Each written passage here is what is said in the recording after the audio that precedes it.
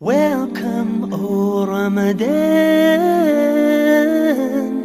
You are honored, O month of the Quran. It is Ramadan. सबसे पहले important बात जो कुछ मेरे और आपको समझने के लिए बड़ी इंटरेस्टिंग है कि प्रोडक्टिविटी होती क्या है. Productivity is not an event, it's a process. ऐसा नहीं है कि रमज़ान आएगा या ईद आएगी या शब कदर आएगी और हम खुदकार तरीके के ज़रिए उसको प्रोडक्टिव बना लेंगे. बहुत सारे लोग ऐसे हैं और अल्लाह ताला हमें उन लोगों में शामिल ना करे कि रमज़ान आता है लेकिन वो उनकी बरकतों से महरूम रहते हैं.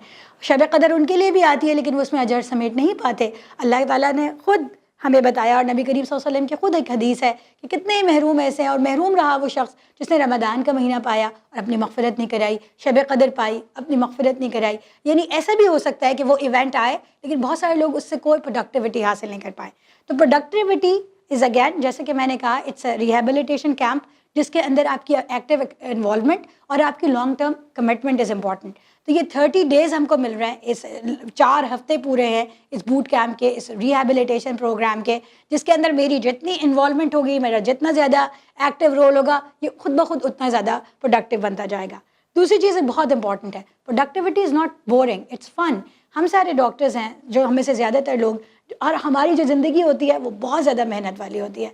बहुत सारे अंदाज में बहुत सारे और लोगों से ज़्यादा मेहनत की होती है और हम हमेशा से मल्टीटास्किंग कर रहे होते हैं. हमें पता है कि हमें एग्ज़ाम्स भी लिखने हैं, हमें वार्ड्स भी अटेंड करने हैं, पेशेंट्स भी देखने हैं. बहुत सारे लोगों की उसके साथ प्राइवेट प्रैक्टिस भी होती है क्योंकि हमने ब्रेड एंड बटर अर्न करना है अपनी फैमिली के लिए. उसके बाद हमारी भी ईद आती है, त्यौहार आते हैं, हमारे बच्चे भी बीमार होते हैं, हमारे घर वालों को भी हमारी ज़रूरत होती है. तो हमें बहुत ज़्यादा एक्टिव होना पड़ता है. लेकिन हम ये देखते हैं कि एक डॉक्टर को जो अपनी लाइफ होती है वो बहुत अजीज़ होती है इन तमाम मसरूफियतों के बावजूद, क्योंकि उसको लगता है कि वो एक बहुत प्रोडक्टिव लाइफ गुजार है.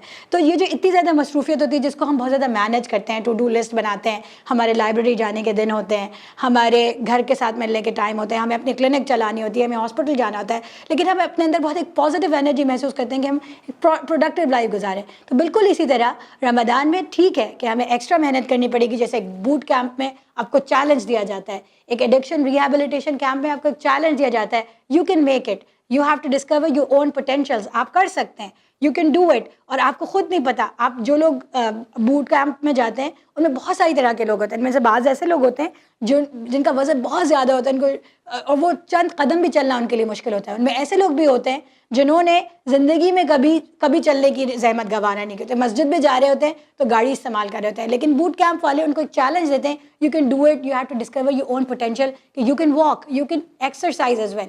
बिल्कुल इसी तरह रमज़ान हमें एक चैलेंज दे रहा है कि हमने अपने इसी हिडन पोटेंशियल को इस्तेमाल करना है कि हम इबादत भी कर सकते हैं इंशाल्लाह, हम रोज़े के समरात को भी समेट सकते हैं इंशाल्लाह. तो ये एक फ़न होगा अगर हम एक पॉजिटिव अंदाज में इसको चैलेंज फ़न के तौर के ऊपर लेते हैं, पॉजिटिव एनर्जी के लिए.